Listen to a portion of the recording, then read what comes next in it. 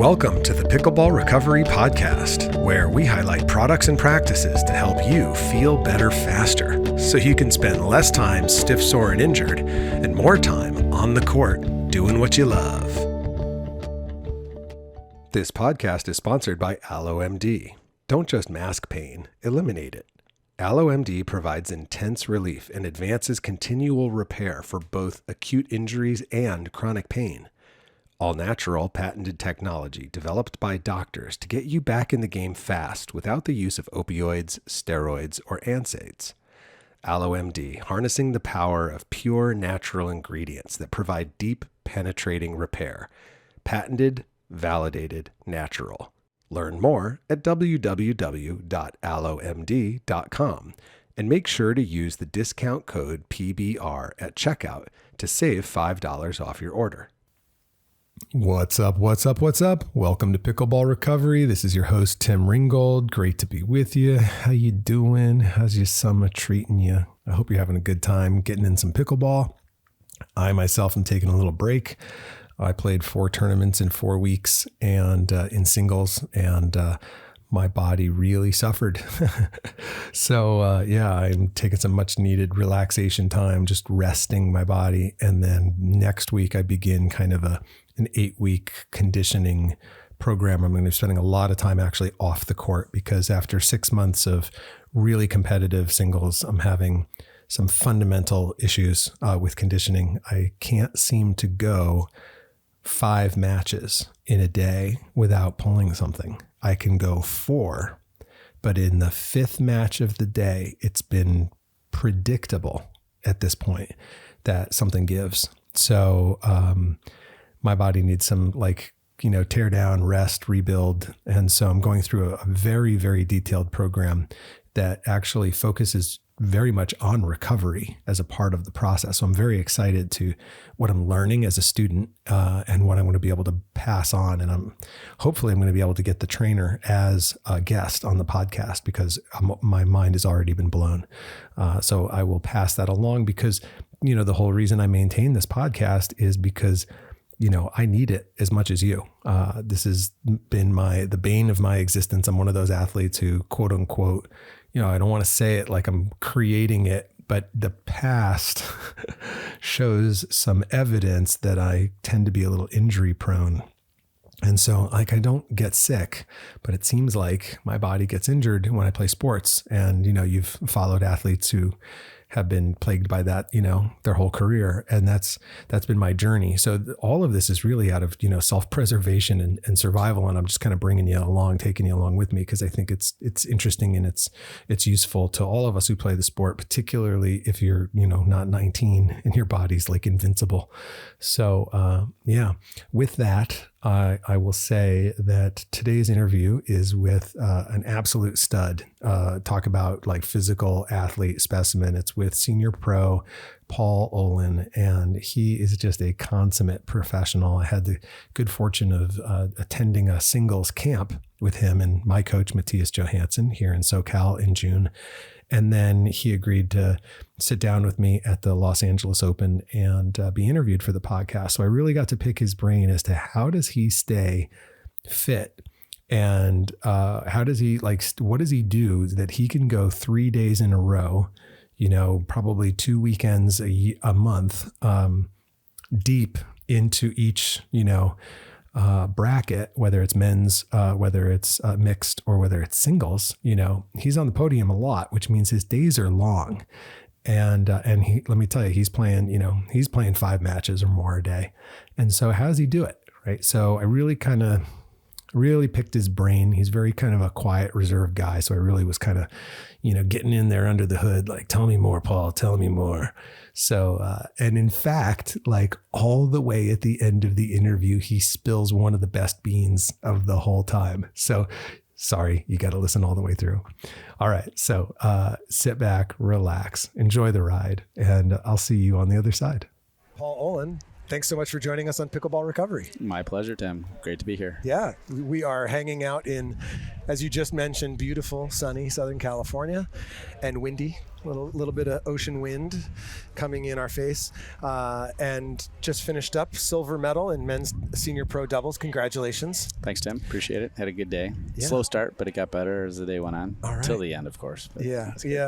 I'm a fan of the movie Moneyball, and in Moneyball, they always talk about winning the last game of the season. Yeah. And I think about tournaments like, if it's singles, everybody but one guy eventually loses their last game of the day. And in doubles, everybody but one team eventually loses their last game of the day. And it's hard to win the last game of the day. It is. It's a grind. But that makes us to keep coming back. That's right? it. That's exactly it. And we'll be back first thing tomorrow morning, right? For some singles action. So particularly for singles and for seniors, I just want you to know, not blowing smoke, but I consider all the guys and gals who are playing, same sex, mixed, and then singles 3 days in a row as seniors, like studs, because of the grind on the body.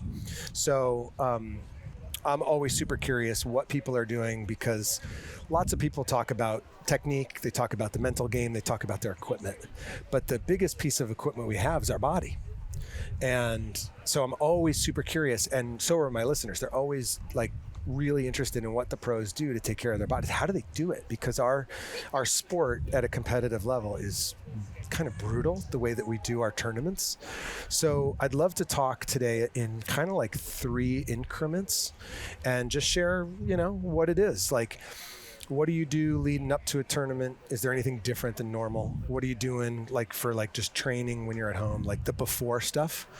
And then when you're at a tournament, how do you come back the next day fresh? And then is there anything you do when you come home from a tournament that's different than if you didn't play a tournament, right?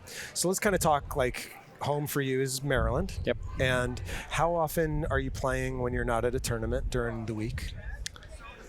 Not a lot. Okay. I mean, I play, once, maybe twice a week if I'm lucky at home. In weather, in the winter months, in Maryland is hit or miss. We'll have some winters where we play outside a lot. No kidding. And then this winter was not one of those winters. But I kind of switched it up, and this ties right into recovery, but I decided to play a lot of tournaments this year. Okay. Probably 3 a month. So it was a lot of back-to-backs. That's a lot. And I'm learning a lot about myself. And also, when I first started playing, you talked about 3 events at the beginning. I tended to do better in singles. Okay. And I've had some success in mixed, not a ton, but occasionally I'll have a run in mixed. And I've had some success in doubles. And so now if you go long, on 1 or 2 of the other days preceding singles, it just becomes that much more difficult. And I'll say I don't think you really recover, to be honest. But, there's, I'm not the only one in the boat. I mean, Murcha certainly does better than me in mixed and doubles usually. So, and then he's playing singles, and we're really close. And Matthias is just getting so much better every day, where now he's making deep runs in mixed, almost routinely now. Yeah. And he has had some good runs in men's doubles as well. Yep. So, everybody's playing 3 events and then having 3 long days. And you look at dudes like Rick Witskin, he's always doing well on all 3. And I know I'm probably missing some other guys, but right. it's hard on the body. And, your original question is how much I play. So not a lot, but in tournaments, I'm playing a lot. And it's week after week. And I've been fortunate to not have any injuries, have some minor aches and pains. Some, hurt a little bit more than the other, but it's just trying to minimize that. And then it's just more of a mental game at this point, just staying focused and keeping focused on the basics, like your footwork. Yeah. Because that's what you're going to lose, And I feel it the past, I've played too many tournaments this year so far. Okay. And I'm feeling it, and I'm really feeling it in singles. Gotcha. I'm just late to the ball, and I'm not getting my feet set, or I'm not able to step into it, and so I'm just not striking as good of a ball. But I didn't realize it till probably the last tournament. I'm just God, I'm missing a lot of balls, but I'm just missing them by a little bit. Mm-hmm. And I'm like, what is it? Is my timing off? No, I'm playing enough. And I just think it's my footwork, just a fraction slow in order to beat a dude like Murcha or Matthias. I mean, you can't be a fraction slow. No. Fine margins between the winners, right? Absolutely. At that level. Yep. Yeah, and I think for the social and rec player, that's a really great kind of thing to kind of think about as well, because if you're overplaying, if you're playing too much, which for most rec players it's a problem, they literally play too much. It's so much fun. One more game, 5 more times, right? Yeah. And what's going to happen, their body, they're going to get tired, they're going to get fatigued, and their footwork's going to go south. And if the footwork goes south, then the paddle, the execution does too. And I don't think a lot of people appreciate the role footwork plays. It's huge in pickleball. They just think about striking the ball, and as if the game is played up here, but there's all this going on down here that sets the stage for how stable you are, right? Absolutely. And you're kind of noticing that. Yep, absolutely. And what also plays, this might lead into a question later, but playing tournaments every week, if singles is on Sunday, it's taken me longer to physically feel good, and I usually don't feel physically good until about Wednesday. So Gotcha. I'm taking Monday and Tuesday off. I'll start playing Wednesday, and then I'm probably traveling on Thursday, the next tournament. So this year I've struggled working out. I just don't have the days like Monday and Tuesday. I don't feel like it. No. And I'm changing that. I'm going to make myself just do more like active recovery type things just to get the body moving. But I haven't done a good job of that this year. So I think that ties into it as well. Yeah, and that's a really good point, because a lot of us, we think more is better, right? And like if I just did a little more, I'd be in better shape. And like my coach this year has literally been like my human brake pedal. Like he is like, no, less. And I'm like, no, you don't understand. I haven't picked up any weights since January. And he's like, good. And I can't reconcile that. He's like, you just need more rest than you think. And you have to consider rest as part of your workout. He's like, you have to.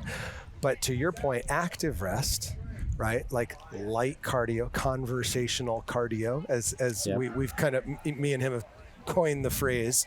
If you can go do something that gets your heart rate up a little bit, kind of start to break a sweat a little bit, your body likes to move. The body really likes to move, and at our age we need to move our bodies. Absolutely. So where do you draw that line between like, no, I'm not going to do anything because that's literally what my body needs. It needs nothing. And I'm going to do something, but I'm not going to overdo it.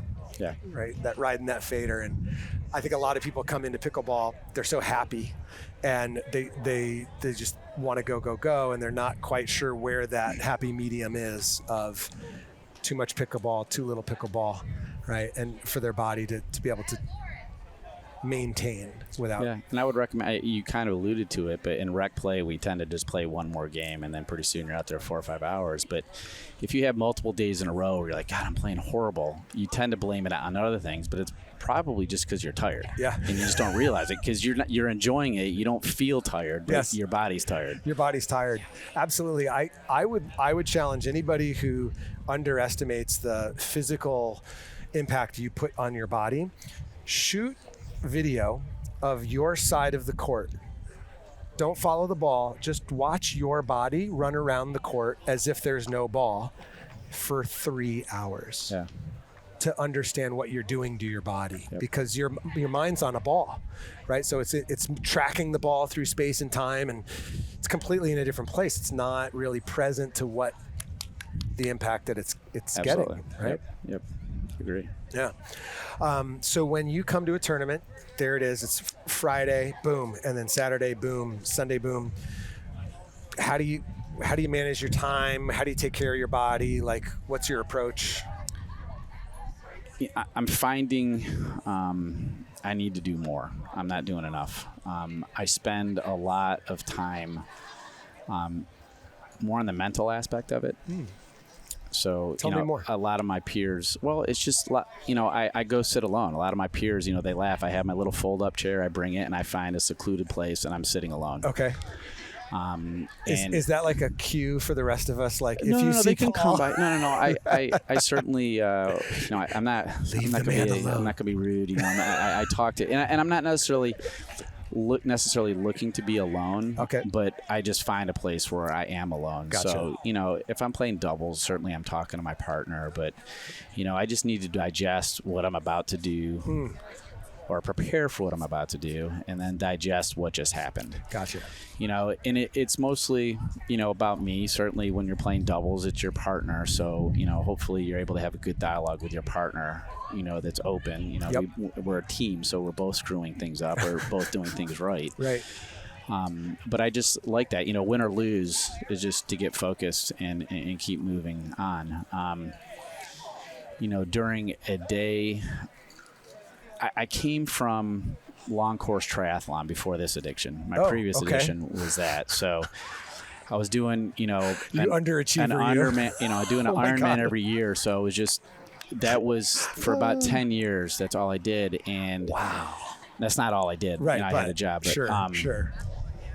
Lot of physical preparation and nutrition is a huge part. And I'm talking more about the day. Like I've never wanted to get to the point where like I'm not going to eat certain types of food, or I'm not going to eat ice cream or sugar. Yes. Like, no, I'm going to eat what I want to eat because I enjoy foods. But in moderation. Yeah. Yep. So the day of, I focus just more mentally and then on nutrition. Okay. People are really good about taking their electrolytes and drinking water in their pickle juice so they don't cramp. But I think a lot of people miss the mark. If you wear any type of device that tracks your steps or whatever, it also tracks the calories you burn. Yes. And I think you'd be amazed at how many calories you're burning. You know it, but you don't really digest it, so to speak. And you have to be taking in calories. Yeah. And you may feel fine. I mean, we can all go out there and play rec for 4 hours. And tournament's a different story. It's a little bit more mentally draining. Yep. But you're still burning calories. And at the end of the day, if you're not taking calories in, your play is going to suffer. Yeah. Not only physically, because your body will not be able to move as quickly, but mentally, yes. This thing needs a ton of... You do, and you just don't realize it. I mean, those stupid shots you hit, you're always like, why did I hit that stupid shot? Well, it's probably because, your body's just not functioning right. Your brain's hungry. Yeah, exactly. And it just helps with focus, and everybody's different. What's the right thing to eat? And certainly during days of competition, I'm never hungry. Yeah. But you have to keep taking the calories in, and that's what I learned from my Ironman races. Early on, just having catastrophic failures because your body's just like, shut down. I'm done. And you learn to drill in the nutrition aspect of it. So I took a lot of that, just also being in good shape, and the nutrition aspect to this sport. The problem is when training for Ironman, you're working out 12 to 20 hours a week. You're always working out. You only had like maybe one big event a year. You had some other smaller races. Gotcha. So, you could be ready for that event. But now, like, I'm not spending enough time working out to get ready for these events because there's too many. Too many events. It's a beautiful thing. God, we got so many of these pickleball events. It's great, but... Yeah, and performance will suffer. With the schedule this year, like you can literally be playing a tournament a weekend. Absolutely. In theory. You could, There's a tournament a weekend or more. So you really have to figure out what are the breaks, right? Yeah, and I'm learning a lot this year.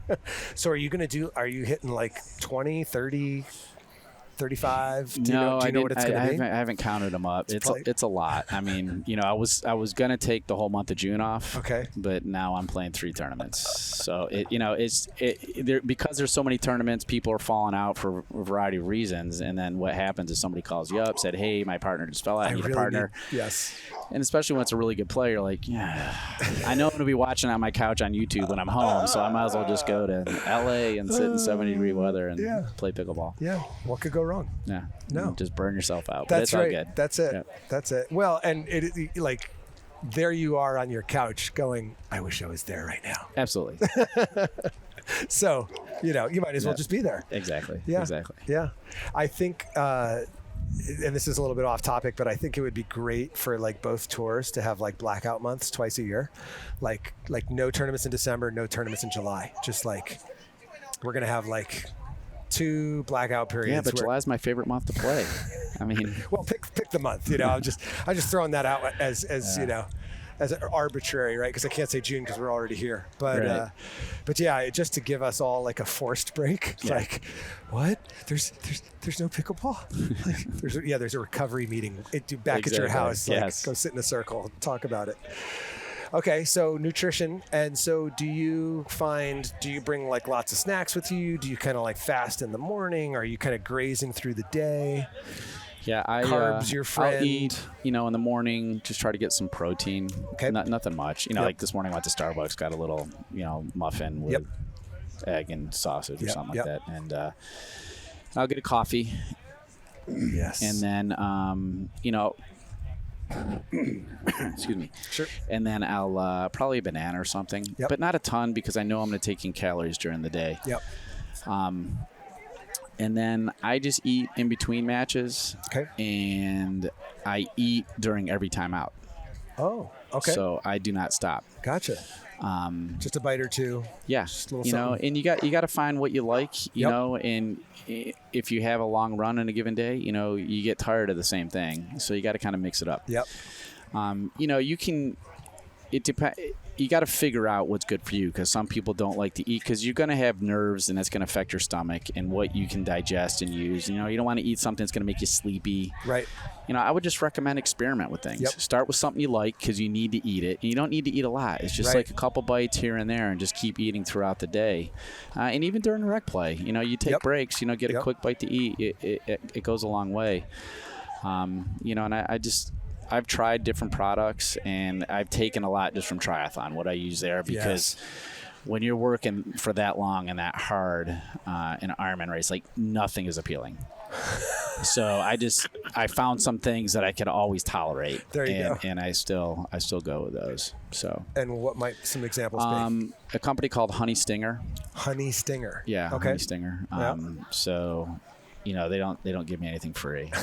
So it's not a paid advertisement, people. But it's good, and they have little like energy chews. They're like gummy bears, essentially, same consistency as gummy bears, and they have a variety of flavors. Some come with caffeine, so if you need a little boost, that's good too. Yep. But what they are just calories. Gotcha. And you just take it in. So on breaks, I like peanut butter and jelly. Yep. Although I've really worn it out this year. But, I just take a little bun and throw some jelly and jam on it and then throw one of those down in between matches. Or bananas are always good. Again, it doesn't matter. Sometimes I like something salty, so I'll have some, cashews or whatever, some type of nut around. I've always got a little salty something in my bag. Yep. Same thing. Yep. Just mix it up, sweet and salty. Yep. And, at a tournament, food trucks are great, but you can never depend upon it because there might be a 20-minute wait and you got to get on the next court. So I just bring my own drink. I have so much crap with me. I got my chair so I can go sit alone, and then I got my food and, but whatever. It's my picnic day. It is your picnic day. Yeah. No, that makes sense to me. And just this morning playing rec, there I was, and there's a guy with a cooler, right? And he opens that cooler in between games, and he's noshing away. It's not a meal, but he's keeping his blood sugar, he's keeping his energy kind of the same. And that's really interesting to me. I think that coming from a triathlon where you can't stop to eat, digest, recover, replenish. Like you have to be exerting while you're refueling constantly. It's like having like a tanker in the air to refuel while you're in the air. You're still flying and you're refueling at the same time. That's the nature of that sport, isn't it? Yep. So you can do that on a pickleball day, and you find it doesn't, when you get the right balance, not slowing you down, not cramping up, keeping you physically having the energy, but also mentally staying sharp throughout the day. And then for those of us rec weekend warriors who play for 4 hours on a Saturday morning, then go home and sit on our couch and don't do anything productive around the house, including the 6 domestic chores you swore to your wife you were going to do it this weekend, but you've crashed on that couch or in that lazy boy and you've grown roots. Like, just saying, guys, like, you keep that body fueled, you might have the energy to go do those things and you won't end up in the doghouse. I don't know. I'm just speculating. It has nothing to do. I'm not projecting anything from what's going on at my house right now. Not at all. 2 problems waiting for me back home while I'm here. So, yeah. In the evenings, when you go back home, do you try to sleep? Are you big into sleep? Are you into any kind of rejuvenation, replenishment things after the day is over? Yeah, sleep, I think, is paramount. Yep. And what's been great about these tournaments, at least on the pro side, I wish they do this across the board for even the amateur side, is they're posting the next day's draws at 6 p.m. Gotcha. For some reason, and I've talk to all the powers that be. Why do you have to wait till midnight? And like, well, people will withdraw. Like, no, who's going to pay to go to LA and then withdraw because they're playing the best team? I don't know. So that's how, like, when I first started playing, I'd wake up at midnight, see who I'm playing, and that, I remember the first PPA event, and I woke up at midnight and I was unhappy with the seedings, and that's not, it's not the point of this broadcast, but then I didn't go back to sleep. Yes. I mean, I was so pissed off. Up in your head.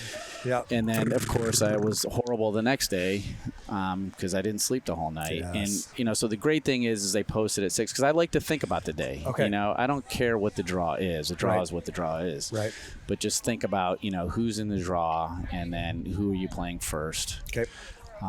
It's just mental preparation. But then, I try to go to bed as early as, I'm old, I'm a senior. So I go to bed early. Yes. Last night it was probably, 8:30, which is wonderful. Yes. Outstanding. We're not staying up for Saturday Night Live anymore. No, never.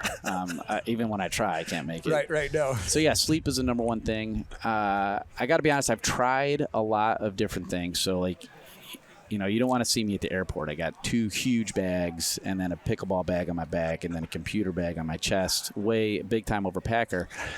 But I've had I have the leg compression sleeves. Okay, yep. I have, like the TENS units. Okay. And they all, I feel like they it's like a massage almost. Yep. It's a cheaper massage once you put the initial investment in. There you go. And it helps. Yes. They all help. It's all helping recovery. Yep. How much it helps, I don't know. I think initially with all these systems, when I first start using it, I feel like they have the most effect. And then that effectiveness kind of decreases over time. I don't know if it does. Maybe I just get bored with it. One of the two. I tried, what I like now the most is a fascia blaster. A fascia blaster. That's a great name. I've never heard of it. It's a grotesque looking tool that you wouldn't think was for your fascia. Okay. It looks like an evil sex toy, to be honest. Where is the fascia blaster? We're on camera. I so badly want you to go, it's right here. Yeah. No, I don't think you can bring that in public. But it is for fascia, and you just... Is it like a Graston tool? Exactly. Like one of those techniques, medieval torture device? And I have one, but I've never looked at how to properly use it. Because apparently there is a right way and a wrong way. Like you can do some serious damage, and I'm not good because what I do, and just mostly on my quads, on my IT band, and my hamstrings primarily, because that's what gives me the most trouble. I just do that in the shower when I'm done after a long day. Yep. And that seems to have a really good effect. Yes. It hasn't worn out its feel-good effect yet. Nice. Nice. So I need to do more. Now I have some other aches and pains where if it's really bothering me, I'll throw some ice on it. Yep.